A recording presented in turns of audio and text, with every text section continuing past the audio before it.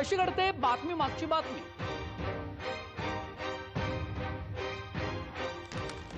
काय असते बातमी मागची बातमी? कोण दडवते बातमी मागची बातमी? कोण सांगणार बातमी मागची बातमी? पहा माझ्यासोबत जय विशेष सोमवार ते शुक्रवार रात्री 9:26 फक्त जय महाराष्ट्र। वेळ नाहीये, 20 मिनिटं आहेत। दिवसभरातल्या 60 बातम्या बघायच्या। मग महाफास्ट बघताय ना? जय महाराष्ट्र। जय महाराष्ट्र। जय महाराष्ट्र। पहा महाफास्ट। हे आहे ग्राउंड झिरो।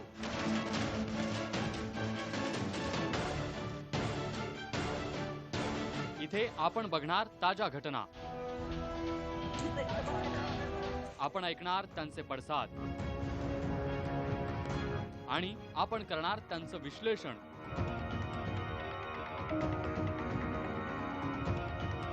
दर शनिवारी आणि रविवारी सायंकाळी 6:30 वाजता जय महाराष्ट्रवर। झटपट रेसिपीज पहा फक्त जय महाराष्ट्र वाहिनीवर, त्याच दिवसाची प्रत्येक सणांची झटपट रेसिपीज। आता पहा तुमची लाडकी वृत्तवाहिनी जय महाराष्ट्र टाटा स्कायवर 1262 या क्रमांकावर।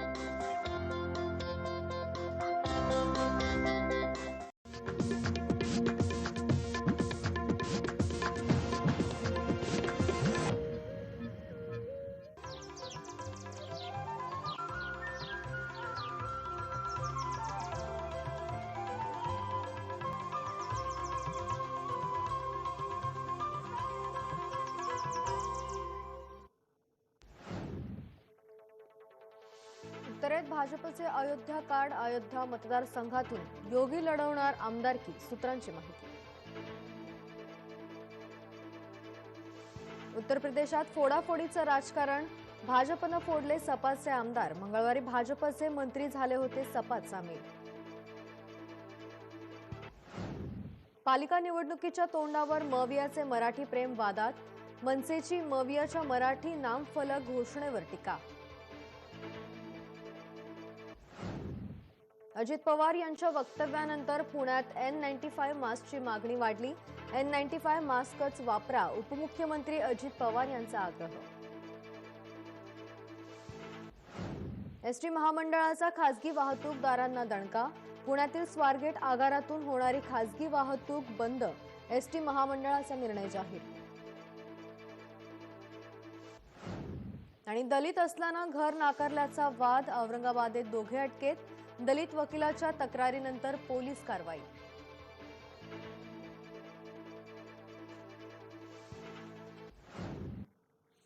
गुड मॉर्निंग, सुप्रभात, जय महाराष्ट्र। मी किरण राठोड जाधव बुलेटिन मध्ये आपलं सगळ्यांचं स्वागत आहे। सुरुवात करूयात मोठ्या बातमीनं। उत्तरेत भाजपचे अयोध्या कार्ड खेळवण्यात येत आहेत। अयोध्या मतदारसंघातून योगी आमदारकी लढवणार आहेत अशी सूत्रांनी माहिती दिली आहे। उत्तर प्रदेशचे मुख्यमंत्री योगी आदित्यनाथ यांनी यंदाची आमदारकीची निवडणूक ही अयोध्येतून लढवण्याची चाचपणी केल्याचं समजतंय। या निमित्तानं भाजपनं उत्तर प्रदेशाच्या राजकारणात अयोध्या कार्ड वापरायचं ठरवल्याचं दिसतंय। अयोध्येत राम मंदिर बांधण्याचं भाजपचं आश्वासन पूर्ण होत असताना योगी स्वतः मैदानात उतरणार असल्याचं समजतंय। योगी उत्तर प्रदेश विधान परिषदेचे सदस्य आहेत।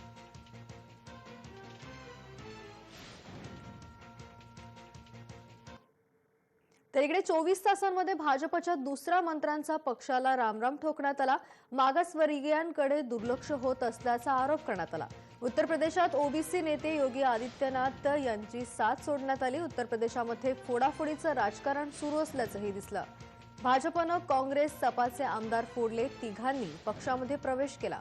उत्तर प्रदेशातील विधानसभा निवडणुकीपूर्वी योगी सरकारला आणखी एक झटका बसलाय। स्वामी प्रसाद मौर्य यांच्यानंतर भाजप सरकारमधील आणखी एक मंत्री दारासिंग चौहान यांनी राजीनामा दिला। चौहान हे सुद्धा स्वामींप्रमाणेच ओबीसी समाजातील होते। विधानसभा निवडणुकांची घोषणा होताच उत्तर प्रदेशामध्ये फोडाफोडीचं राजकारण सुरू झालंय। भाजपचे 3 आमदार आणि 1 ते 2 कॅबिनेट मंत्री फुटल्यानंतर आता भाजपनेही समाजवादी या पार्टी आणि काँग्रेसला जोरदार झटका दिलाय। समाजवादी पार्टीचा विद्यमान आणि एक माजी आमदार तसंच काँग्रेसच्या एका विद्यमान आमदारानं भाजपमध्ये प्रवेश केला।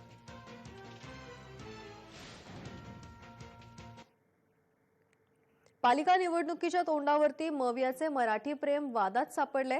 मनसेची मवियाच्या मराठी नाम फलक घोषणेवरती टीका करण्यात आली आहे।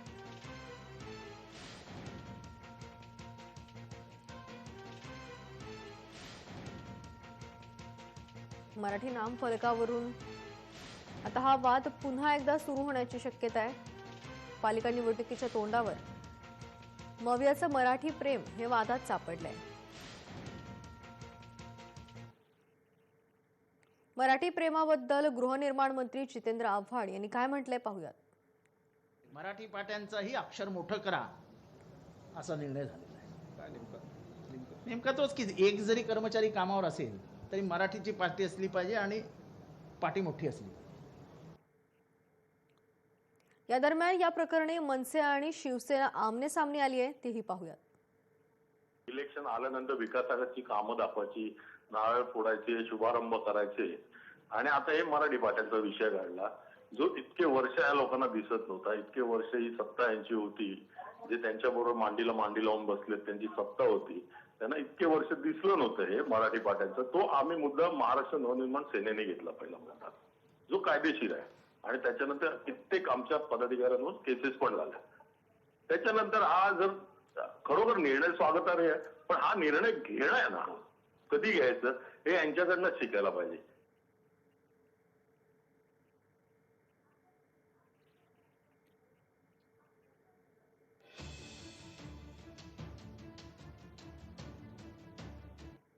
महाराष्ट्रामध्ये सर्व दुकानांच्या पाट्या या मराठीत असाव्या, इतर भाषात त्यांना कोणाला लिहायचं तर लिहू शकतात, परंतु मराठीमध्ये हे ठळक पद्धतीने लिहिलं जात नव्हतं आणि त्यासाठी अनेक वेळा याचा पाठपुरावा झाला, प्रत्येक वेळी झाला। हा काही आमच्यासाठी नवीन विषय नाहीये। 25 वर्ष सत्ता आहे यांची आणि आता महाविकास आघाडीमध्ये बसल्यानंतर 2 वर्ष झाल्यानंतर यांना कशी जाग आली? इलेक्शन आलं म्हणूनच ना, नाही तर कशाला आली असती जाग यांना? आणि तुम्ही बोलता ज्याप्रमाणे न्याय प्रविष्ट आहे, म्हणजे आम्ही आता दाखवतो आम्ही आमचा आहे प्रयत्न हा मराठी हे करायचा म्हणून, पण आता काय करणार? आता जर उद्या जर काय कोर्टाने दुसरा निर्णय दिला की स्टे दिला वगैरे याच्यावर, तर मग ते सांगायला पण मोकळे आहेत की कोर्टाने आम्ही दिलेला निर्णय पण कोर्टाने स्टे दिला म्हणून हे बोलायला पण तयार आहेत। ते या सगळ्या गोष्टी ठरवून करतायत आणि फक्त मतांचं राजकारण आहे, बाकी काही नाहीये। यांनी सांगितलं की आमची कुठल्याही पक्षाची तुलना, काय तुलना करणार तुम्ही? आम्ही ज्यावेळेला पक्षाची स्थापना झाली तेव्हापासून मराठीचा मुद्दा घेतला हातामध्ये आणि त्याप्रमाणे आम्ही मुलांनी आमच्या सगळ्या कार्यकर्त्यांनी आमच्या पदाधिकाऱ्यांनी केसेस घेतलेले आहेत। कसा कोविडच्या मुळे संघर्ष पूर्णपणे सुरू आहे।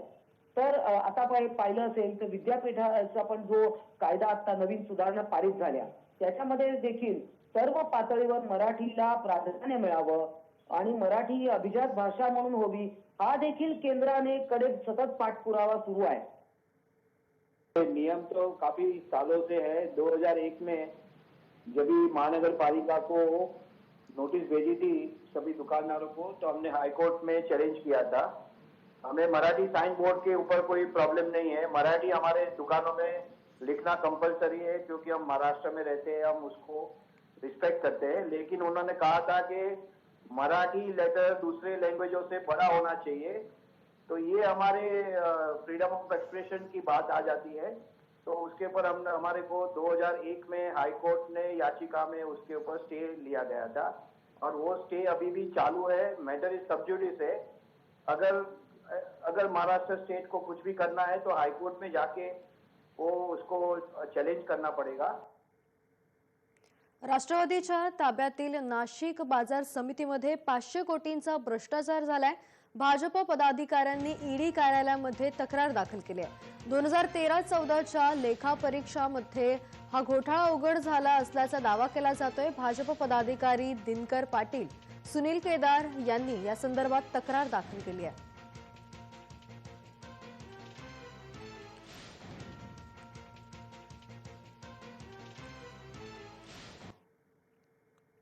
पुण्यातही बुलीबाई सारखं प्रकरण आहे का हा सवाल उपस्थित केला जातोय. लहान मुली आणि महिलांचे फोटो सोशल मीडियावरती व्हायरल होत आहेत. ब्राझील, पाकिस्तान या देशांच्या व्हॉट्सअप ग्रुपवरती फोटो पाठवण्यात आलेत. पुण्यातील खडकी परिसरातील ही धक्कादायक घटना समोर आली आहे. या परिसरामध्ये राहणाऱ्या महिलांचे आणि मुलींचे फोटो काढले जात होते. हे फोटो अश्लील पद्धतीनं सोशल मीडियावरती व्हायरल केल्या जात होत्या. या प्रकरणी खडकी पोलिसांनी एका तरुणाला अटक केली आहे. आरोपीनं तो राहत असलेल्या परिसरातला महिला आणि अल्पवयीन मुलींचे फोटो व्हिडिओ स्वतःच्या मोबाईलमध्ये काढले होते. हा तरुण 2019 पासून हे कृत्य करत असल्याचं उघड झालंय. या आरोपीच्या व्हॉट्सअपमध्ये ब्राझील, पाकिस्तान या देशांसह अन्य अनेक देशांचे व्हॉट्सअप ग्रुप बनवलेले आहेत आणि याच ग्रुपवरती अनेक फोटो आणि व्हिडिओ पाठवले जात असल्याचं तपासात निष्पन्न झालंय. लिंक त्याने ओपन केली आणि ती ओपन केल्यावर त्याला कळालं की असे नग्न फोटो, कुठल्याही व्यक्तीचा फोटो घेतला आणि त्याला खाली नग्न शरीर लावता येते हे त्याच्या लक्षात आल्यानंतर त्यांनी 2019 पासून तसे ते नग्न बॉडीज त्याला जोडायला सुरुवात केली चेहऱ्यांना. आणि त्यांनी हे सगळं करत असताना त्याचा मोबाईल त्याच्या मित्रांनी पाहिला.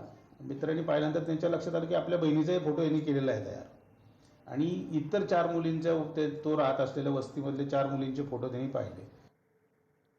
पुण्यामध्ये कोरोना रुग्णांच्या संख्येमध्ये वाढ झाली आहे. उपमुख्यमंत्र्यांच्या वक्तव्यानंतर पुणेकर आता जागृत झालेत. N95 मास्क, सॅनिटायझरच्या मागणीमध्ये आता 70% वाढ झाली आहे. गेल्या काही दिवसांपासून राज्यासह पुणे शहरातील कोरोनाच्या रुग्णांमध्ये मोठ्या प्रमाणात वाढ होते. त्यातच उपमुख्यमंत्र्यांनी काही दिवसांपूर्वीच आवाहन केल्यानंतर पुण्यामध्ये N95 आणि सॅनिटायझरच्या मागणीमध्ये 70% वाढ झाल्याचं दिसतंय.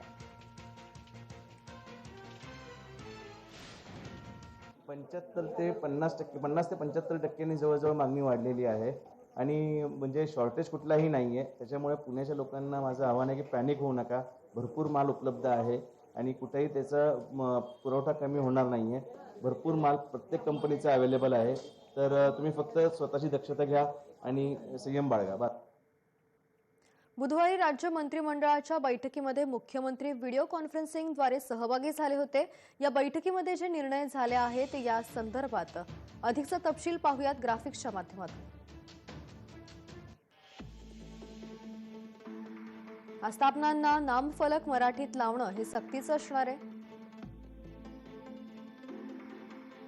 स्कूल बसला वाहन करातून 100% सूट मिळणार आहे. तर 500 चौरस फुटाच्या घराला मालमत्ता करातून सूट दिली जाणार आहे. 500 स्क्वेअर फीटाचा जो वचन देण्यात आलं होतं शिवसेनेतर्फे, त्याला आज कॅबिनेटने पूर्णतः मान्यता देऊन त्याचं तो लागू करावा, म्हणजे त्यांनी जे वचन दिलेलं त्याप्रमाणे त्याचा अंमल व्हावा अशी भूमिका आज कॅबिनेटमध्ये मी घेतली. त्याचबरोबर मी ठाण्यासाठीही मी मागणी केलेली आहे. तर त्याचं उत्तर मला सेक्रेटरीने असं दिलं की ठाण्याचा प्रस्ताव आमच्याकडे आलाय, आम्ही तो मंजूर करू. आरोग्यमंत्री राजेश टोपे यांची पत्रकार परिषद पार पडली. राज्यामध्ये बुधवारी 46,000 नवे कोरोनाबाधित रुग्ण आढळून आल्याची माहिती त्यांनी दिली. राज्यामध्ये एकूण रुग्णसंख्या 2,06,000 पोहोचली आहे अशी माहितीही त्यांनी दिली. आरोग्यमंत्री राजेश टोपे यांनी एक महत्त्वपूर्ण अशी पत्रकार परिषद घेतली आणि यामध्ये त्यांनी राज्यामध्ये बुधवारी 46,000 नवे कोरोनाबाधित रुग्ण आढळून आलेत अशी माहिती दिली आहे.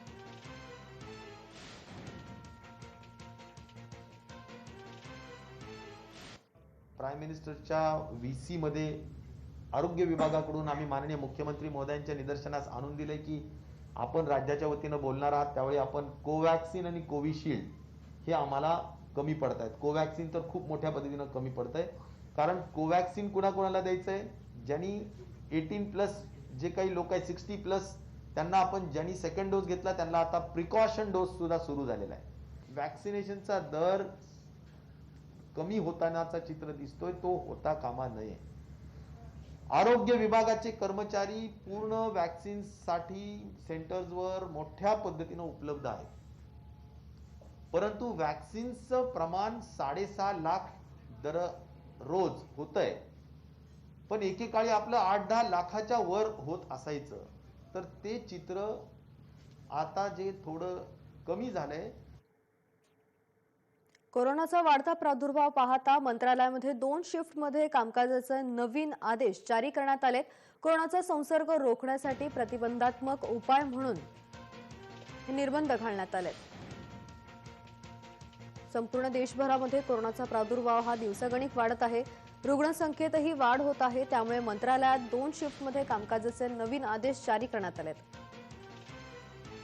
राजकीय नेत्यांनाही कोरोनाची लागण झाली आहे आणि त्यामुळेच मंत्रालयात खबरदारीचा उपाय म्हणून 2 शिफ्टमध्ये आता कामकाजाचे नवीन आदेश जारी करण्यात आले.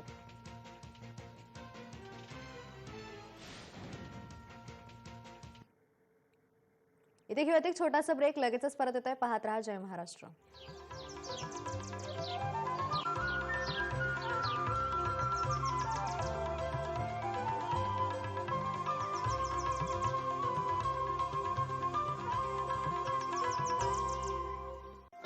आता पहा तुमची लाडकी वृत्तवाहिनी जय महाराष्ट्र टाटा स्कायवर 1262 या क्रमांकावर.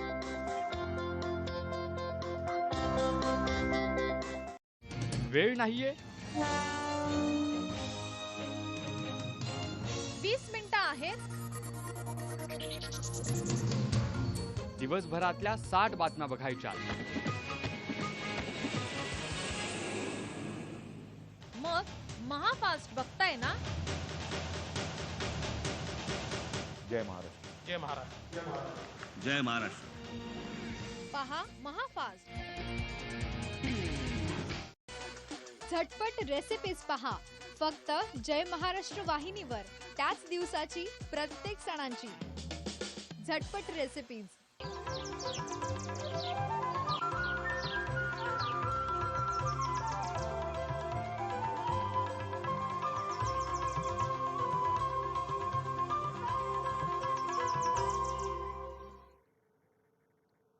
ब्रेक नंतर आपलं पुन्हा एकदा स्वागत आहे. पूर्व लडाखमध्ये सुमारे 20 महिन्यांपासून तणातणी सुरू असतानाच चीननं प्रत्यक्ष नियंत्रण रेषेवरती भारतीय भूभागासमोर 60,000 सैनिक तैनात केलेत. ही बाब भारतीयांसाठी अत्यंत चिंताजनक आहे. चीनच्या या कुरापती मागे काय कारणं असू शकतात आणि चीनची रणनीती काय आहे तो समजून घेऊयात आंतरराष्ट्रीय विषयाचे अभ्यासक परिमल माया सुधाकर यांच्याकडून. चीन भारतावरती प्रचंड दबाव आणतो आहे. भारत त्याला त्याच पद्धतीने प्रत्युत्तर देतो आहे आणि त्याच्यामुळे दोन्ही देशांमध्ये चर्चेच्या फेऱ्या सुद्धा सुरू आहेत. म्हणजे एकीकडे आपल्याला लष्करी तणाव दिसतो आणि दुसरीकडे दोन्ही देशांमध्ये चर्चेच्या फेऱ्या सुरू आहेत असं दिसतं. आणि याचं महत्वाचं कारण हे आहे की भारताने सुद्धा प्रत्यक्ष नियंत्रण रेषेवरती तुल्यबळ तयारी ही केलेली आहे. चीन भारत यांच्यामध्ये तणावाचे संबंध निर्माण झाले आहेत. त्याबाबतचा अधिकचा तपशील पाहूयात ग्राफिक्सच्या माध्यमातून. चीनच्या पुन्हा एकदा कुरापती सुरू झाल्यात. चीनच्या सीमेवरती 60,000 सैनिक तैनात करण्यात आले. पँगॉंग भागामध्ये चीन पूल उभारतोय. 1 जानेवारी रोजी चीनच्या गलवान भागामध्ये कुरापती झाली. चीननं गलवान भागामध्ये झेंडा फडकवला. भारतानंही तिरंगा फडकवून प्रत्युत्तर दिलं. पँगॉंग सरोवर भागामध्ये चीन पूल उभारतोय. सॅटेलाइट इमेजवरून भारताला माहिती मिळाली. चीनला LAC वरती सैनिक आणि लष्करी संसाधनांची वाहतूक सोपी जाणार आहे. भारताकडून राष्ट्रीय रायफल्सची तुकडी लडाखमध्ये तैनात करण्यात आली आहे.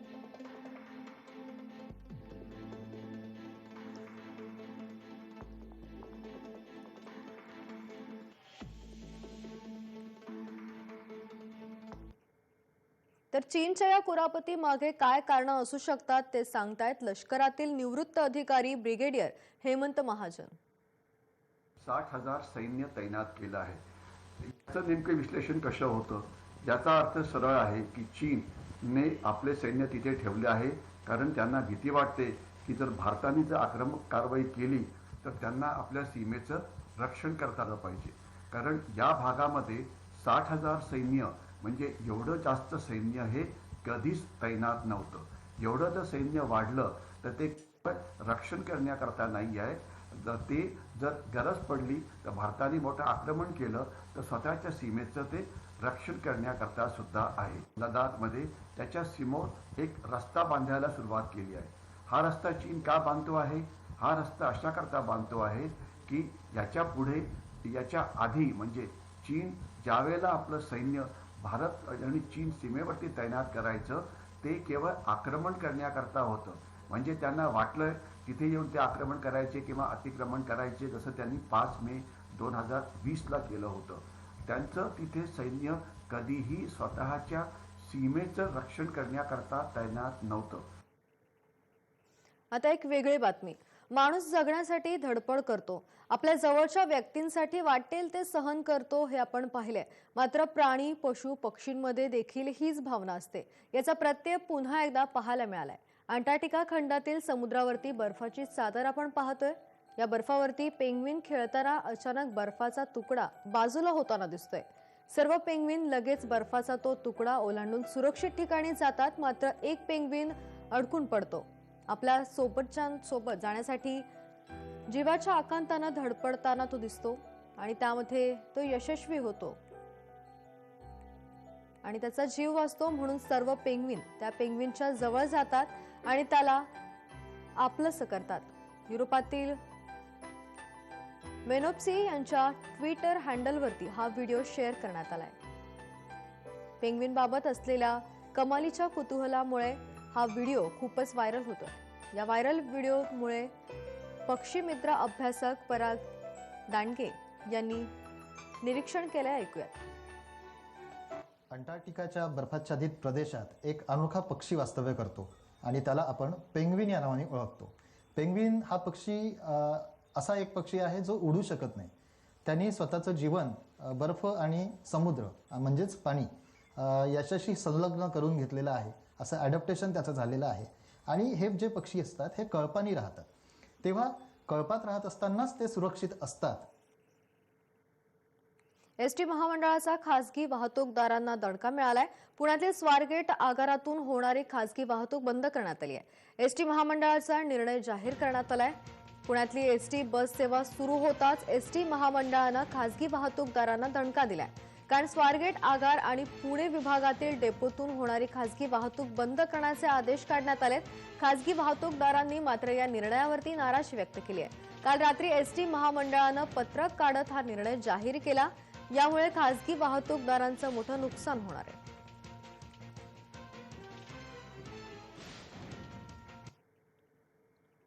औरंगाबादमध्ये कोरोना मृतांपेक्षा 3 पट अधिक अर्ज आलेत महापालिकेला. या महापालिका हद्दीमध्ये 1980 नागरिकांचा मृत्यू झाला. मात्र मदतीसाठी 5346 अर्ज आलेत. मृतांच्या योग्य नातेवाईकांना मदत देण्याचं प्रशासनासमोर आता मोठं आव्हान आहे. ऍप्लिकेशन आपल्याकडं रिसिव्ह होत आहे मदतीसाठी. तर महानगरपालिकेकडं मोर दॅन 5000 ऍप्लिकेशन आलेले आहेत आणि बाकी सिव्हिल सर्जनकडे काही केलेले आहेत. तर त्या ऍप्लिकेशनची स्क्रुटनी आपल्या वॉर रूममध्ये मागच्या 8-10 दिवसापासून सगळी चालू आहे. 3,000 ऍप्लिकेशन आपण स्क्रुटिनाइज करून DDMA ला पाठवलेले आहेत आणि जे काही ऍप्लिकेशनमध्ये काही त्रुटी आहेत त्या त्रुटी आपण त्या ऍप्लिकेशन होल्डवर ठेवून त्या त्रुटी आपण कम्युनिकेट केलेले. औरंगाबाद जिल्ह्यामध्ये कोरोनाचा संसर्ग वाढत असताना जिल्हाधिकारी कार्यालयामध्ये निर्बंध लावण्यात आलेत. औरंगाबादकरांना आता जिल्हाधिकाऱ्यांशी भेटून प्रश्न मांडायचे असल्यास आता प्रत्यक्ष भेटता येणार नाहीये. जिल्हाधिकारी सुनील चव्हाण यांच्याकडे काही समस्या मांडायच्या असल्यास त्यांनी क्रमांकही दिलाय आणि यावरती व्हिडिओ कॉल करावा लागणार आहे. ही 3 ते 4 या वेळेमध्ये त्यांनी ही सुविधा उपलब्ध करून दिली आहे. जिल्हाधिकारी सुनील चव्हाण यांच्याकडे काही समस्या मांडायच्या असल्यास आता नागरिकांना एक मोबाईल क्रमांक देण्यात आलेला आहे. या मोबाईल क्रमांकावरती त्यांना व्हिडिओ कॉल करावा लागणार आहे. 3 ते 4 या वेळेमध्ये ही सुविधा उपलब्ध असणार आहे. 9156695872 या मोबाईल क्रमांकावरती व्हिडिओ कॉल करून आपल्या समस्या मांडायच्या आहेत. नागरिकांची कुठे अडचण होऊ नये म्हणून आपण सोशल मीडियाच्या माध्यमातून, मला मेलच्या माध्यमातून किंवा फोनच्या माध्यमातून भेटू शकता. माझ्या कार्यालयाला आपण कळवू शकता आणि दुपारी 3 ते 4 या वेळामध्ये जिल्हाधिकारी व्हिडिओ कॉन्फरन्सिंगच्या माध्यमातून नागरिकांना निश्चित उपलब्ध होतील. आपले काही महत्त्वाचे प्रश्न असतील की जे तातडीने माझ्याशी डिस्कस केले पाहिजेत, माझ्याशी तातडीने माझ्या लक्षात आणून दिले पाहिजेत, त्याचं नक्कीच स्वागत आहे. परंतु काही अशा बाबी आहेत की ज्याच्यामध्ये काही काळ आपण थांबलं तर चालेल. तर मला वाटतं प्रश्नाचे प्राथम्यक्रम ठरवताना तातडीच्या बाबीला प्राधान्य द्या. बातमी नितेश राणे यांच्या संदर्भातली. नितेश राणेंना पुन्हा एकदा दिलासा मिळालाय. सुनावणी पूर्ण होत नाही तोपर्यंत अटक होणार नाही असं राज्य सरकारनं म्हटलंय. गुरुवारी मुंबई उच्च न्यायालयात पुन्हा एकदा सुनावणी होणार आहे. अटकपूर्व जामीन अर्जावरील सुनावणी पूर्ण होत नाही तोपर्यंत भाजपचे आमदार नितेश राणेंना अटक करणार नाही अशी ग्वाही राज्य सरकारनं मुंबई उच्च न्यायालयात दिली आहे. त्यामुळे नितेश राणेंना दिलासा मिळालाय. शिवसैनिक संतोष परब यांच्या हत्येचा प्रयत्न केल्याचा आरोप आमदार नितेश राणे यांच्यावरती आहे. गुरुवारी दुपारी 1 वाजता मुंबई उच्च न्यायालयामध्ये पुन्हा सुनावणी होणार आहे. दलित असल्यानं घर नाकारल्याचा वाद पुन्हा एकदा समोर आलाय. औरंगाबादमध्ये या प्रकरणी दोघांना अटक करण्यात आली आहे. दलित वकिलाच्या तक्रारीनंतर पोलिसांनी ही कारवाई केली आहे. एका वकिलाला दलित असल्यानं घर दिलं जात नव्हतं आणि यामुळेच या प्रकरणी कारवाई करण्यात आली आहे. या प्रकरणी औरंगाबादेतून दोघांना अटक करण्यात आली आहे.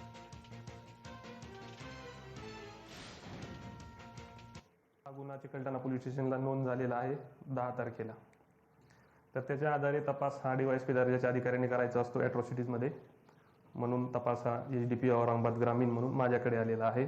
याच्यामध्ये आम्ही मुख्यतः जे 2 आरोपी आहेत, 2 आरोपितांना याच्यात अटक केलेली आहे.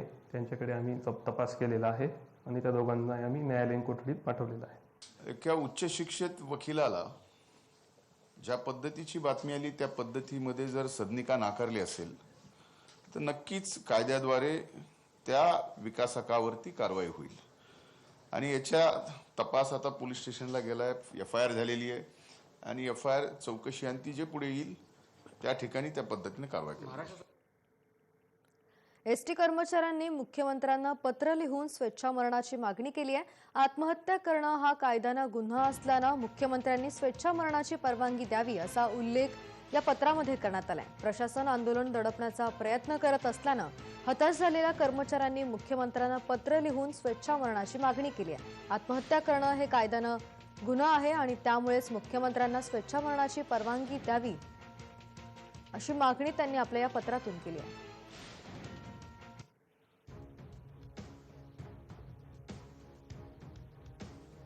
एसटी कर्मचाऱ्यांचं आंदोलन हे सुरूच आहे. आपल्या मागण्यांवरती ते ठाम आहेत.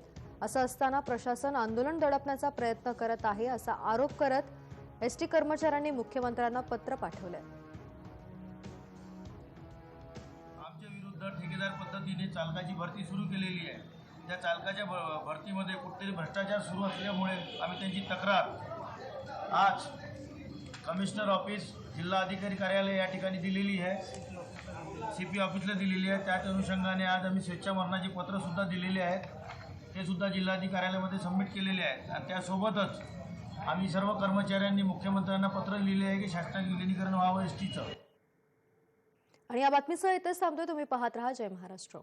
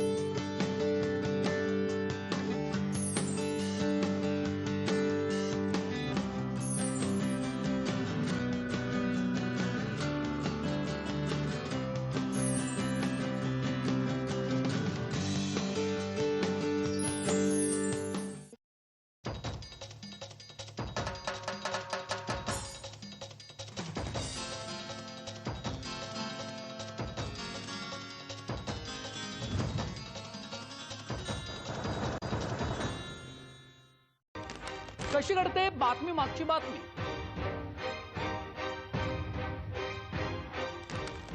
काय असते बातमी मागची बातमी? कोण दडवते बातमी मागची बातमी? कोण सांगणार बातमी मागची बातमी? पहा माझ्यासोबत जय विशेष सोमवार ते शुक्रवार रात्री 9:26 फक्त जय महाराष्ट्र. वेळ नाहीये, 20 मिनिटं आहेत. दिवसभरातल्या 60 बातम्या बघायच्या. मग महाफास्ट बघताय ना? जय महाराष्ट्र. जय महाराष्ट्र. जय महाराष्ट्र. पहा महाफास्ट. हे आहे ग्राउंड झिरो.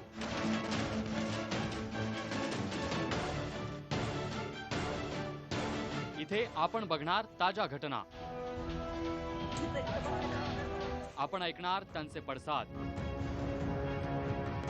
आणि आपण करणार त्यांचं विश्लेषण.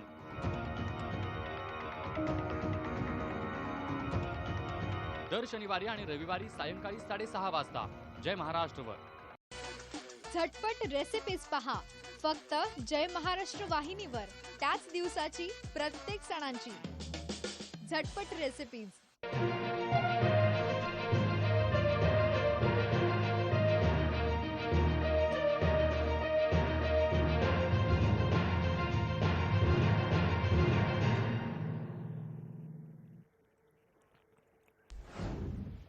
नंदुरबारच्या नवापूरमध्ये इलेक्ट्रॉनिक्सच्या दुकानाला आग. आगीवर नियंत्रण मिळवताना जवान जखमी. आगीचं कारण अद्यापही अस्पष्ट. जीवितहानी टळली.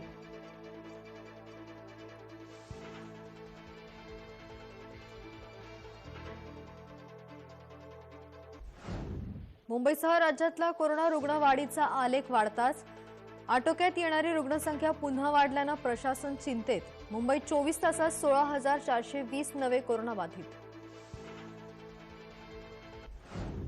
पालिका निवडणुकीच्या तोंडावर मवियाचे मराठी प्रेम वादात. मनसेची मवियाच्या मराठी नामफलक घोषणेवर टीका. अजित पवार यांच्या वक्तव्यानंतर पुण्यात N95 मास्कची मागणी वाढली. N95 मास्कच वापरा, उपमुख्यमंत्री अजित पवार यांचा आग्रह. एसटी महामंडळाचा खासगी वाहतूकदारांना दणका. पुण्यातील स्वारगेट आगारातून होणारी खासगी वाहतूक बंद. एसटी महामंडळाचा निर्णय जाहीर. आणि दलित असल्यानं घर नाकारल्याचा वाद. औरंगाबादेत दोघे अटकेत. दलित वकिलाच्या तक्रारीनंतर पोलीस कारवाई.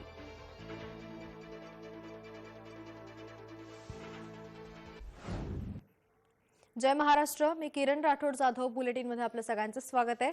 नंदुरबारच्या नवापूरमध्ये विजय इलेक्ट्रॉनिक्स या दुकानाला आग लागली आहे. आगीवरती नियंत्रण मिळवताना अग्निशमन दलाचा एक जवान जखमी झालाय. या भीषण आगीमध्ये दुकान मालकाचं आर्थिक नुकसान झालंय. मात्र या आगीचं कारण अद्यापही अस्पष्ट आहे. यामध्ये जीवितहानी टळली आहे. नवापूर शहरातील डॉक्टर बाबासाहेब आंबेडकर यांच्या पुतळ्यासमोरील विजय इलेक्ट्रॉनिक्स दुकानाला पहाटेच्या सुमारास आग लागली. आग कशामुळे लागली याचं कारण समजू शकलेलं नाहीये. मात्र आगीनं रौद्र रूप धारण केलं.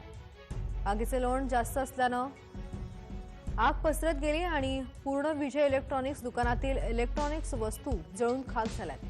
गोडाऊनमधील साहित्य देखील जळून खाक झाली आहेत. या आगीमध्ये 30 ते 40 लाखांचं इलेक्ट्रॉनिक्स साहित्य जळून खाक झालंय. नंदुरबारच्या नवापूरमध्ये ही घटना घडली आहे. आगीवरती नियंत्रण मिळवताना अग्निशमन दलाचा एक जवानही यामध्ये जखमी झालाय. भीषण आगीमध्ये दुकानदाराचं मोठं आर्थिक नुकसान झालंय. सुदैवाने यामध्ये कोणत्याही प्रकारची जीवितहानी झाली नाहीये.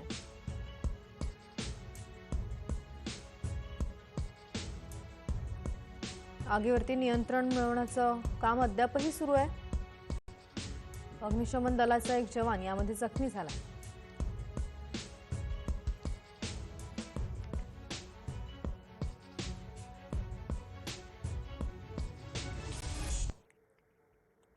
मुंबईसह राज्यातला कोरोना रुग्णवाढीचा आलेख हा चढताच पाहायला मिळतोय. अटकेत येणारी रुग्णसंख्या पुन्हा एकदा वाढल्यानं प्रशासन आता चिंतेत आहे. मुंबईमध्ये 24 तासात 16,420 नवे कोरोनाबाधित रुग्ण आढळून आलेत. गेल्या 24 तासात 7 जणांचा कोरोनामुळे मृत्यू झालाय.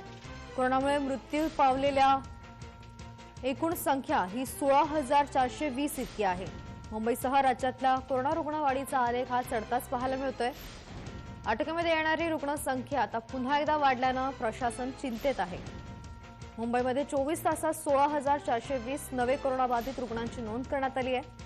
गेल्या 24 तासामध्ये 7 जणांचा कोरोनामुळे मृत्यू झालाय.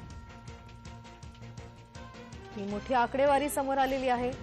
मुंबईसह राज्यातल्या नागरिकांना यामुळे आणखीनच चिंता वाढू लागली आहे. अटकेमध्ये येणारी रुग्णसंख्या पुन्हा एकदा वाढल्यानं प्रशासन आता चिंतेत आहे. मुंबईसह 24 तासात 16,420 नवे कोरोनाबाधित आढळले. कोरोनाबाधित रुग्णांची संख्या ही दिवसागणिक वाढत चालली आहे, त्यामुळे चिंता व्यक्त केली जाते. त्यामुळे मुंबईसह राज्यातल्या नागरिकांना आता सतर्कता बाळगणं हे फार गरजेचं आहे. मास्कचा वापर करा, सॅनिटायझरचा वापर करा असं आवाहन वारंवार प्रशासनाच्या वतीनं केलं जातंय. त्यामुळे याचं पालन करा आणि यासाठी काही निर्बंधही लादण्यात आले आहेत.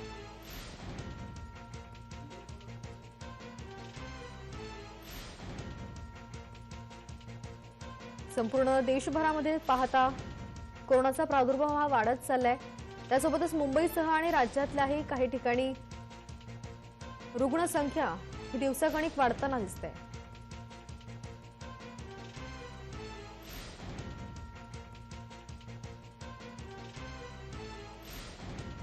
सोळा 16,420 इतकी ही संख्या झालेली आहे.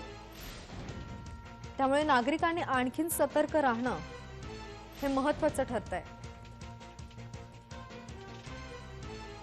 सध्या कोरोनाचा प्रादुर्भाव हा वाढतोय. त्यासोबतच ओमायक्रॉनच्या रुग्णसंख्येतही वाढ होते. त्यामुळे अधिक दक्षता बाळगणं हे गरजेचं आहे. नागरिकांना या संदर्भात वेळोवेळी आवाहनही केलं जात आहे. याआधीही आरोग्यमंत्री राजेश टोपे यांनी माहिती दिली होती. तिसऱ्या लाटेला सुरुवात झाली आहे, त्यामुळे आता अधिक काळजी घ्यावी लागणार आहे. आरोग्यमंत्री राजेश टोपे यांनी दिलेल्या माहितीनुसार कोरोना रुग्णसंख्येत ही अधिकची वाढ झाली आहे आणि यावरती नियंत्रण मिळवायचं असेल तर नागरिकांना काळजी घ्यावी लागणार आहे. कोरोनामुळे अनेकांचा मृत्यू झालाय. यामध्ये मुंबईतलेच ही संख्या पाहता 24 तासांमध्ये अर्थात एका दिवसामध्ये 16,420 नवे कोरोनाबाधित रुग्ण आढळले. मृतांच्या संख्येतही वाढ होत चालली आहे. 16,420 कोरोनाबाधित रुग्ण आढळलेत. तर ज्यांना कोरोनाची लक्षणं आहेत असेही रुग्ण मोठ्या प्रमाणात आहेत. त्यामुळे प्रशासनासमोर मोठं आव्हान निर्माण झालंय.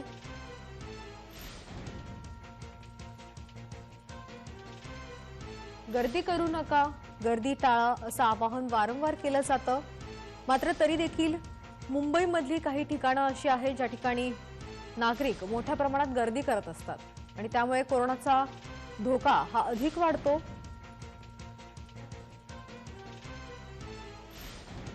कोरोनाचा धोका कमी करायचा असेल तर काळजी घेणं हाच एक उपाय आहे. त्यामुळे लसीकरणाचंही वारंवार आवाहन केलं जातं. अनेकांनी लसीचा दुसरा डोसही घेतलेला नाहीये, त्यांनाही आवाहन केलं जातंय. तर राज्यभरामध्ये बूस्टर डोसचीही सुरुवात झालेली आहे. यामध्ये फ्रंटलाईन वर्कर्स आणि जे वृद्ध नागरिक आहेत अशांनाही बूस्टर डोस दिला जात आहे. ज्यांना कोरोनाची लागण झाली आहे अशा संपर्कामध्ये जर कोणी आलं असेल तर त्यांना चाचणी करणं हे गरजेचं नाहीये. मात्र ते जर वयोवृद्ध असतील तर त्यांना चाचणी करणं हे अनिवार्य असणार आहे.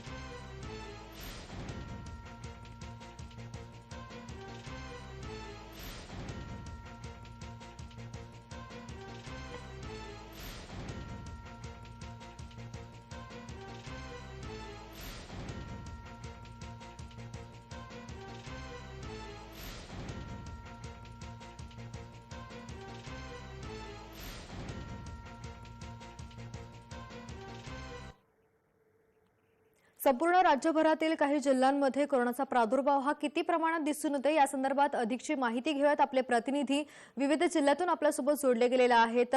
नागपूरहून उदय तिवांडे आपल्यासोबत आहेत, कोल्हापूरमधून ज्ञानेश्वर साळुखे आणि पुण्याहून सचिन जाधव आपल्यासोबत आहेत. त्यासोबतच नाशिकहून जयेश साबळे हे देखील आपल्यासोबत आहेत. सुरुवातीला आपण नाशिकमध्ये जाऊयात. जयेश साबळे आपले प्रतिनिधी या संदर्भात अधिकची माहिती देत आहेत. जयेश, तिथली परिस्थिती कशी आहे? कोरोना रुग्णसंख्येत दिवसागणिक वाढ होताना दिसते. नक्कीच नाशिकमध्ये देखील कोरोना रुग्ण संख्येत जी वाढ होते ती कुठेतरी चिंताजनक असल्याचं समोर येते. काल एकट्या नाशिक मनपा हद्दीमध्ये 1184 रुग्ण कोरोना बाधितांची संख्येमध्ये वाढ झालेली आहे. तर संपूर्ण जिल्ह्याचा जर विचार केला तर संपूर्ण जिल्ह्यामध्ये 1549 रुग्णांमध्ये वाढ झाल्याचं पाहायला मिळते. त्यामुळे कुठेतरी नाशिकमध्ये देखील ही परिस्थिती चिंताजनक असल्याचं दिसतंय. वेळोवेळी जिल्हा प्रशासन असो, महापालिका प्रशासन असो यांच्याकडून नागरिकांना आवाहन केलं जाते, गर्दी टाळा, मास्क वापरा, सॅनिटायझर वापरा. पण नाशिकमध्ये कुठेतरी नागरिकांकडून या संपूर्ण आदेशाकडे कुठेतरी दुर्लक्ष केलं जात असल्याचं पाहायला मिळतं. नाशिक बाजारपेठा असल्या या ठिकाणी देखील नागरिकांची मोठी वर्दळ, मोठी गर्दी सध्या पाहायला मिळते. काही ठिकाणी तर नागरिक अक्षरशः मास्क देखील वापरत नसल्याने कुठेतरी हा कोरोनाचा प्रादुर्भाव वाढत असल्याचं समोर येत आहे. आता आपण नागपूरला जाऊयात. उदय तिमांडे आपले प्रतिनिधी आहेत. उदय, जर पाहता रुग्णसंख्या ही कमी होत चालली होती, मात्र आता पुन्हा एकदा कोरोनानं डोकं वर काढलेलं आहे आणि रुग्णसंख्येमध्ये वाढ होत चालली आहे. किरण, अगदी खरं आहे. कारण मंगळवारी जी आहे ती रुग्णांची चाचणी जी आहे ती वाढली होती, मात्र त्या तुलनेमध्ये जे आहे ते पॉझिटिव्ह रुग्णांची संख्या कमी झाली होती. आणि त्यावेळी सुद्धा आपण अलर्ट केलं होतं की एक दिवस रुग्ण कमी झाला याचा अर्थ कोरोनाचा प्रकोप जो आहे तो कमी झाला असा नाहीये. कारण 2 दिवसाआधीपर्यंत हजारीकडे वाटचाल करणाऱ्या कोरोना रुग्णांनी काल जी आहे ती हजारी पार केलेली आहे. एकट्या नागपूर शहराचा जर विचार केला तर गेल्या 24 तासामध्ये 1461 नवे रुग्ण जे आहेत ते शहरात नोंदविला गेलेला आहे. तर त्याच्यावेळी 236 रुग्ण हे ग्रामीणमध्ये. त्यामुळे एकूण जर विचार केला तर 1465 रुग्णांची नोंद जी आहे ती गेल्या 24 तासात झालेली आहे. आणि एकूण आता उपचाराधीन जर रुग्णांचा विचार आपण करायला गेलो तर 5,500 वरती जी आहे ती संख्या गेलेली आहे. त्यामुळं खरं तर हे प्रशासनासाठी आणि नागरिकांसाठी चिंतेचं वातावरण आहे. कारण डेल्टाच्या वेळी सुद्धा अशी स्थिती जानेवारी महिन्यात निर्माण झाली होती आणि त्यानंतर त्याचा जानेवारीच्या अखेरीस आणि फेब्रुवारीमध्ये जो तो स्फोट झाल्याचं आपल्याला पाहायला मिळालं होतं. अद्यापही लोक जे आहे ते ओमिक्रॉनला गांभीर्याने घेत नाहीये. त्याचं काही नुकसान नाही अशा पद्धतीचे मेसेज जे आहे ते व्हॉट्सअप किंवा इतर सोशल मीडियावर जे आहे ते व्हायरल होतं. त्यामुळे नागरिकांमध्ये अजूनही ओमिक्रॉनला घेऊन गांभीर्य नसल्याचं चित्र आहे. आणि त्याचाच परिणाम म्हणून जी आहे ती बाजारातली गर्दी असेल किंवा ज्या पद्धतीने ही रुग्णसंख्या वाढते ती होत आहे. नागपूरमध्ये साधारणतः 8,000 बेड यासाठी तयार केलेल्या त्यातले 150 बेडवर जे आहेत ते कोरोनाचे रुग्ण उपचाराधीन आहे. त्यामुळे आता हळूहळू उपचाराधीन रुग्णांची जर संख्या वाढली तर नक्कीच नागपूरसाठी चिंतेचं असेल. किरण, आपण जर पुण्यामध्ये बघितलं तर पुण्यामध्ये ही रुग्णसंख्या वाढत आहे. सचिन जाधव आपले प्रतिनिधी आपल्यासोबत जोडले गेलेले आहेत. सचिन, पुण्यामधली जर परिस्थिती पाहिली तर उपमुख्यमंत्री अजित पवार यांनी N95 मास्क वापरा असं आवाहन केलं आणि त्यानंतर N95 मास्कची विक्रीही मोठ्या प्रमाणात झाली. अनेक नागरिक याचा वापरही करू लागलेले आहेत. मात्र जरी मास्कचा वापर केला मात्र बेसावध राहणं हे देखील तितकंच महत्त्वाचं, कारण की बेसावध राहणं हे कोरोनाला आमंत्रण देण्यासारखं आहे. नक्कीच आपण पाहतोय की पहिल्या आणि दुसऱ्या लाटेमध्ये पुण्यामध्ये मोठ्या प्रमाणात रुग्णांची संख्या होती. तशी आता तिसरी लाट खरं तर ओमिक्रॉनची आहे ही, आणि यामध्ये ही आता जी संख्या वाढते ती खूप मोठ्या प्रमाणात वाढते. दररोजचा आकडा जर पाहिला तर हा गेले आठवडाभरातला हा 3 आणि 4 हजाराच्या वरती आहे. आणि त्यामुळं खरं तर उपमुख्यमंत्री अजित पवार यांनी ज्या प्रकारे सांगितलं होतं की तुम्ही काळजी घ्या, मास्क चांगले वापरा, N95 मास्कचा वापर केला पाहिजे. त्याच प्रकारे बाजारात आता N95 मास्कची जी विक्री आहे ती मोठ्या प्रमाणात वाढलेली आहे. लोक काळजी घेत आहेत. मात्र दुसरीकडे पाहायला गेलं तर पुण्यातल्या ज्या बाजारपेठा आहेत त्या अजूनही सुरू असल्यामुळे त्या ठिकाणी मोठ्या प्रमाणात लोकांची गर्दी होते. आणि साहजिकच ओमिक्रॉनचा जो पॉझिटिव्हिटी रेट आहे तो खूप मोठ्या प्रमाणात आहे. आणि त्यामुळे साहजिकच पुण्यातला जो आकडा आहे तो झपाट्याने वाढताना दिसतोय. सध्या कालचा जर पाहायचा गेला तर जवळपास 4,800च्या वर कोरोना रुग्णांचा आकडा जो आहे तो आलेला आहे. आणि त्यामुळे साहजिकच नागरिक काळजी घेत असले तरी अजूनही मोठ्या प्रमाणात गर्दीची ठिकाणं आहेत ते सुरू असल्याने साहजिकच आकडा वाढतो आहे. त्यामुळे काळजी घेण्याची गरज आहे असं एक प्रकारे उपमुख्यमंत्री अजित पवार यांच्याकडून सांगण्यानंतर जवळपास 70% N95 मास्क जे आहेत याची विक्री वाढली आहे, मात्र अजून ही संख्या जी आहे ती मात्र मोठ्या प्रमाणात वाढत आहे.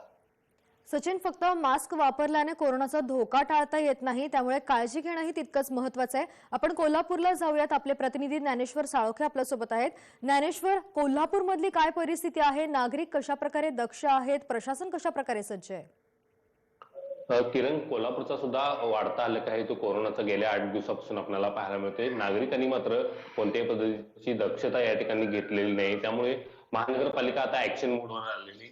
कालच महानगरपालिकेने 42 नागरिकांच्यावर जे विनामास्क फिरत होते त्यांच्यावरती कारवाई केलेली आहे. दुसऱ्या बाजूला पाहायला गेलं तर कोल्हापूरचे जे शासकीय रुग्णालय, जिल्हा रुग्णालय, CPR या रुग्णालयातले 49 डॉक्टरांनी इतर कर्मचाऱ्यांना कोरोनाची बाधा झाली आहे. त्यामुळे हे आरोग्य केंद्र आहे ते हॉटस्पॉट ठरलं आहे. या ठिकाणी उपचारासाठी अनेक नागरिक येत असतात, मात्र या ठिकाणीच आता कोरोनाच्या मोठ्या संख्येने डॉक्टर आणि इतर कर्मचारी आढळत असल्यामुळे या ठिकाणी भीतीचं वातावरण पसरलेले. एकूणच जिल्ह्याची परिस्थिती पाहायला गेली तर गेल्या 8 दिवसापासून आहे ती मोठ्या प्रमाणात कोरोनाचा संसर्ग झपाट्याने वाढताना पाहायला मिळते, मात्र त्या तुलनेत जिल्ह्यातले नागरिक आहेत ते दक्षता घेताना पाहायला मिळत नाही. त्यामुळे आता कुठेतरी महानगरपालिका ऍक्शन मोडवर आले असून विना मास्क किंवा विना कोरोनाचे नियमांचे उल्लंघन करणाऱ्या नागरिकांच्या वरती आहेत ते आता कारवाईचा बडगा महानगरपालिकेने उगारल्याचं चित्र आहे. किरण, ज्ञानेश्वर, हे सर्व नियम आपल्यासाठीच आहे, त्यामुळे काळजी घेणं हे गरजेचं आहे. आपण आता नाशिकला जाऊयात. जयेश साबळे आहेत. जयेश, नाशिकमध्ये कशा प्रकारचे निर्बंध लादण्यात आलेले आहेत आणि नागरिक जे निर्बंध लादण्यात आलेले आहेत त्यांचं पालन करतायत का, की गर्दी करून या सगळ्या म्हणजे जे प्रशासनानं घालून दिलेले नियम आहेत ते मोडीत काढतायत? पालकमंत्र्यांच्या अध्यक्षतेखाली जी कोरोना आढावा बैठक संपन्न झाली होती, या कोरोना आढावा बैठकीमध्ये नाशिक जिल्ह्यातील शाळा ह्या बंद ठेवण्याचा निर्णय, 30 तारखेपर्यंत बंद ठेवण्याचा निर्णय पालकमंत्र्यांनी दिला आहे. त्या पाठोपाठ महापालिका प्रशासन, जिल्हा प्रशासनाकडून वेळोवेळी नागरिकांना आवाहन केलं जाते कोरोनाबाबतचे नियम पाळण्यासाठी, परंतु कुठेतरी हलगर्जीपणा हा नागरिकांचा नाशिकमध्ये पाहायलाच मिळतोय. याच पार्श्वभूमीवर प्रशासन कुठेतरी आता हाय अलर्टवर आले आहे. नाशिक महापालिका देखील यासाठी आता सज्ज झाली आहे. नाशिक महापालिकेची एकूण बेड संख्या ही 12,959 इतक्या प्रमाणात महापालिकेने बेड तयार ठेवले आहे, ज्यामध्ये ऑक्सिजन बेड हे 4,936 आहेत, व्हेंटिलेटर बेड हे 1,219, तर ICU बेड हे 1,004 इतक्या प्रमाणावर बेड संख्या ही महापालिकेकडून तयार आहे. तर ऑक्सिजनचा देखील पुरवठा महापालिकेकडून मोठ्या प्रमाणात साठा हा तयार करण्यात आला. मोठा ऑक्सिजन प्लांट हा महापालिकेकडून नाशिकचं जाकीर हुसेन रुग्णालय या ठिकाणी तयार करण्यात आलंय, ज्या ठिकाणाहून जिल्हाभरात देखील आपण ऑक्सिजन पुरवला जाऊ शकतो. अशा प्रकारे हा संपूर्ण नाशिकची ही परिस्थिती आहे. पण कुठेतरी नागरिकांनी देखील काळजी घेणं हे तितकंच गरजेचं आहे, जेणेकरून कोरोनामुळे आपल्याला कुठेतरी धोका होईल किंवा अशी परिस्थिती नागरिकांमध्ये अशी भीती कुठेतरी दिसून येत नाही. त्यामुळे नागरिकांना देखील काळजी घेणं गरजेचं आहे. नक्कीच. पुढचा प्रश्न उदय तिमांडे तुमच्यासाठी आहे. उदय, जर पाहता सर्वसामान्य नागरिकांना तर कोरोनाची लागण होते, त्यासोबतच जे मंत्री आहेत, नेते मंडळी आहेत, त्यांनाही कोरोनाची लागण होते. आता नितीन गडकरी यांना दुसऱ्यांदा कोरोनाची लागण झाली आहे, त्यामुळे चिंता व्यक्त केली जाते आणि त्यांनी सर्वसामान्य नागरिकांनाही आवाहन केलंय.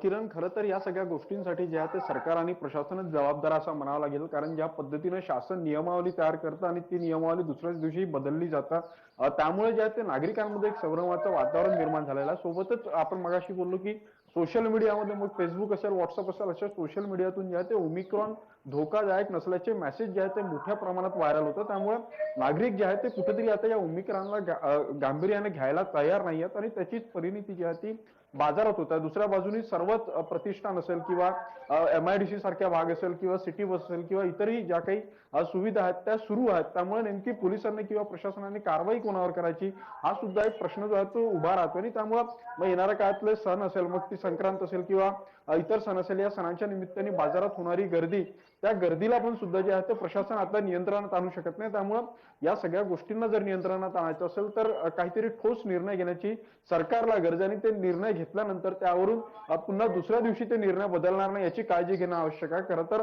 सरकारने जे आहे ते प्रशासनाने जे आहे ते आता नागरिकांमध्ये जनजागृती करून ओमिक्रॉन किती हानिकारक ठरू शकतो किंवा जर अशाच पद्धतीची रुग्णसंख्या राहिली तर भविष्यात याचे काय परिणाम होऊ शकतात हे नागरिकांना समजून सांगण्याची गरज आहे. तेव्हा नागरिक सजग होऊन जे आहे ते कुठेतरी या सगळ्या गोष्टींना गांभीर्याने घेऊन मला वाटतं कोरोनाच्या वाढत्या प्रादुर्भावाला रोखण्यात यश मिळू शकेल. निश्चितच नागरिकांनी योग्य तो प्रतिसाद देणं हे गरजेचं आहे. पुण्यामधली परिस्थिती पाहता पुण्यामध्ये देखील तशाच प्रकारची गर्दी दिसून येते. नागरिकांना वारंवार आवाहन केलं जातं तरी देखील नागरिक गर्दी करतायत. त्यामुळे सचिन, काय कडक निर्बंध, आणखीन कडक निर्बंध लागू होण्याची शक्यता आहेत का?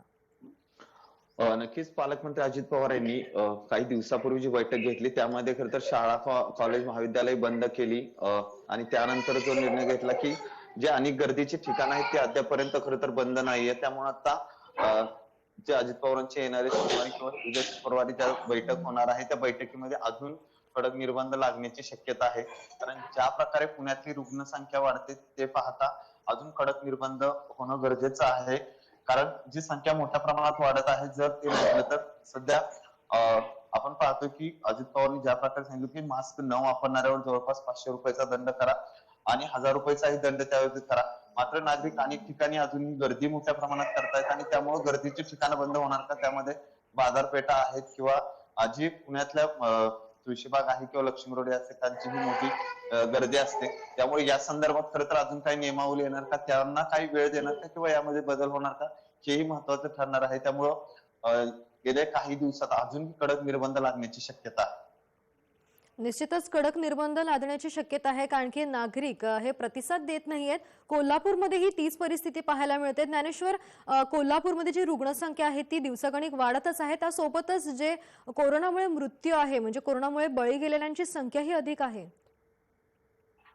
किरण, कोरोनाचा जरी आलेख वाढत असला तरी ह्या आता जी तिसरी लाट आहे त्या तिसऱ्या लाटेमुळे मृत्यूची संख्या आहे ती कमी झाल्याचं पाहायला मिळते. मात्र तरीही नागरिकांनी दक्षता घेण्याची गरज आहे ती प्रशासनाच्या वतीने व्यक्त केली जाते.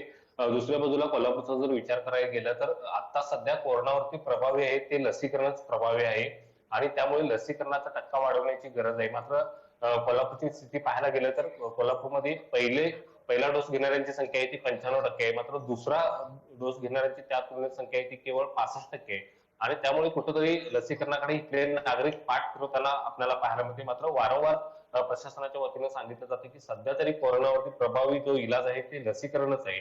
त्यामुळे लसीकरणाचा डोस आहे ते सर्व नागरिकांनी घ्यावा अशा पद्धतीचं आवाहन केलं जाते. तर दुसऱ्या बाजूला जी कोरोनाची त्रिसूत्र आहे मास्क वापरणे, सॅनिटाईज करणं आणि सुरक्षित अंतर ठेवणे याचं पालन सुद्धा इथले नागरिक करताना पाहायला मिळते. त्यामुळे कोरोनाचा धोका कोल्हापूरला अधिक वाढताना आपल्याला पाहायला मिळते. हा धोका होता तो यापूर्वी कमी होता कारण महानगरपालिका आणि इतर यंत्रणा त्या अलर्ट मोडवर होत्या. नागरिक जर नियमांचं उल्लंघन करत असतील तर त्यांच्यावरती कारवाईचा बडगा उतरला जात होता. मात्र गेल्या काही दिवसापासून हे चित्र दिसत नव्हतं. मात्र कालपासून महानगरपालिकेनं पुन्हा एकदा कारवाईचा बडगा उगारायला सुरुवात केल्या. आपण अपेक्षा करूया की नागरिक सुद्धा आता या नियमांचं पालन करतील आणि कोरोनाचा हा धोका आहे ते परतावून लावतील. नागपूरमधली एक मोठी अपडेट सध्या समोर येते. नागपूरमध्ये 1000चा टप्पा पार केलेला आहे कोरोना रुग्णांनी. उदय, कशा प्रकारे होम आयसोलेशन केलं जात आहे? कारण की जर बघितलं तर काही रुग्ण आहेत ते घरीच उपचार घेत आहेत. खरं तर नागपूरमध्ये जे आहे ते नवीन वर्षाची सुरुवातच या कोरोनाच्या आकडेवारीनं झालेली आहे आणि ती आकडेवारी आज म्हणजे 13 तारखेला जी आहे ती 1000च्या पार जाऊन नागपूर शहरात जी आहे ती 1461 पर्यंत पोहोचलेली आहे. यातली दिलासादायक बातमी फक्त एवढीच आहे की या 1500पैकी फक्त 150 पेशंट जे आहेत ते रुग्णालयात उपचाराधीन आहे आणि उरलेले 98% पेशंट जे आहेत ते होम आयसोलेशन आहे.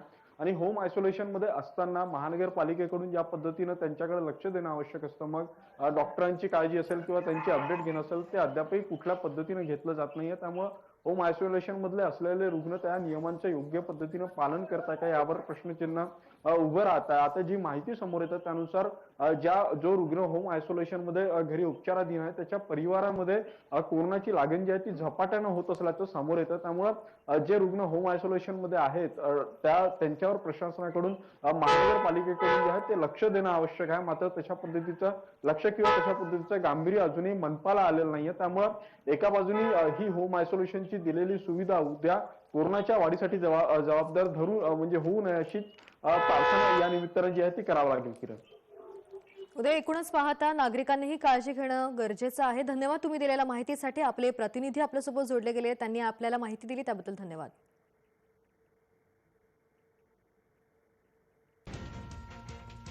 नागपुरातील परिस्थिती पाहता सक्रिय रुग्ण संख्या ही 5500च्या वरती पोहोचली आहे, त्यामुळे चिंता आणखीन वाढली आहे.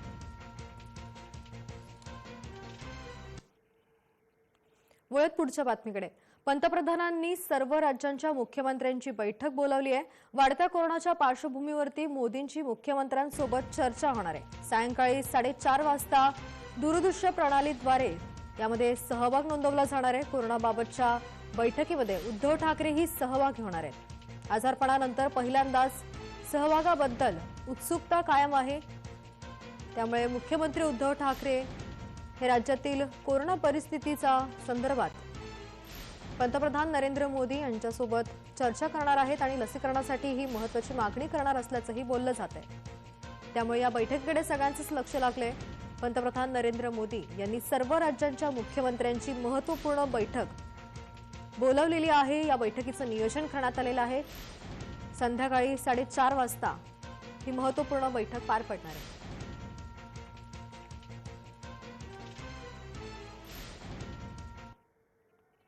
पालिका निवडणुकीच्या तोंडावरती मवियाचं मराठी प्रेम वादात सापडलंय. मनसेची मवियाच्या मराठी नामफलक घोषणेवरती टीका करण्यात आली आहे.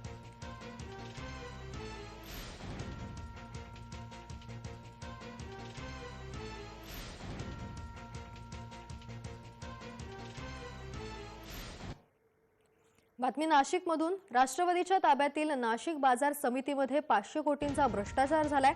भाजप पदाधिकाऱ्यांनी ईडी कार्यालयामध्ये या संदर्भात तक्रार दाखल केली आहे. 2013 ते 14च्या लेखा परीक्षणात हा घोटाळा उघड झाल्याचा दावा केला जातोय. भाजप पदाधिकारी दिनकर पाटील, सुनील केदार यांनी या संदर्भात तक्रार दाखल केली आहे.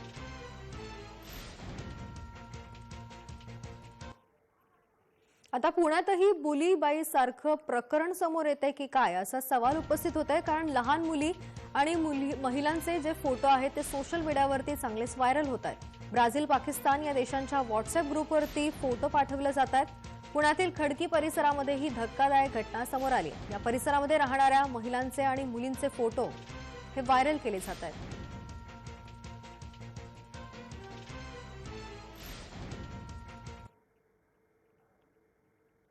पुण्यामध्ये कोरोना रुग्णांच्या संख्येमध्ये वाढ होत चालली. उपमुख्यमंत्र्यांच्या वक्तव्यानंतर पुणेकर जागृत झालेत. N95 मास्क, सॅनिटायझरच्या मागणीमध्ये 70% वाढ झाली आहे. गेल्या काही दिवसांपासून राज्यासह पुणे शहरातील कोरोनाच्या रुग्णांमध्ये मोठ्या प्रमाणात वाढ होते.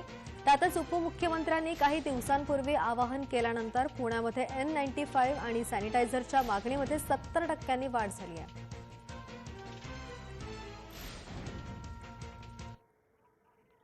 बुधवारी राज्य मंत्रिमंडळाच्या बैठकीमध्ये मुख्यमंत्री व्हिडिओ कॉन्फरन्सिंगद्वारे बैठकीमध्ये सहभागी झाले.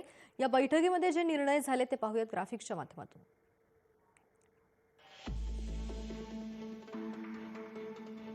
मुख्यमंत्री उद्धव ठाकरे या बैठकीला उपस्थित होते. यामध्ये आस्थापनांना नामफलक मराठीत लावणं हे सक्तीचं आहे असं त्यांनी म्हटलंय.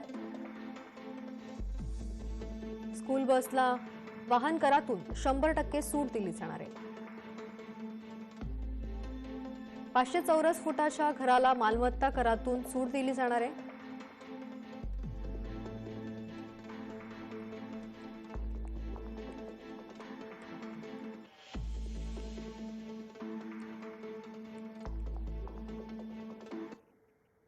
आणि आता राज्यातील काही महत्त्वाच्या शहरांचा तापमान पाहूयात ग्राफिक्सच्या माध्यमातून.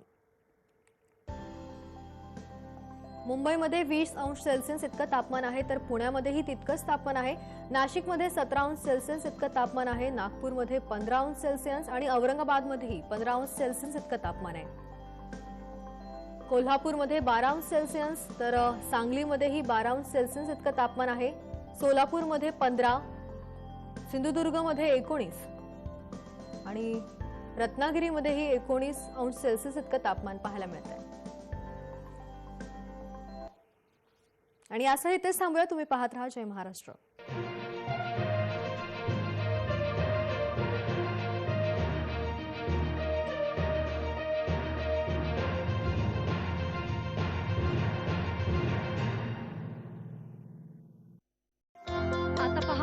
तुमची लाडकी वृत्तवाहिनी जय महाराष्ट्र टाटा स्कायवर 1262 या क्रमांकावर.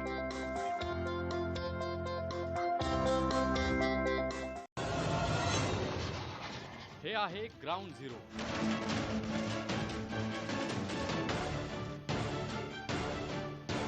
इथे आपण बघणार ताज्या घटना, आपण ऐकणार त्यांचे पडसाद आणि आपण करणार त्यांचं विश्लेषण.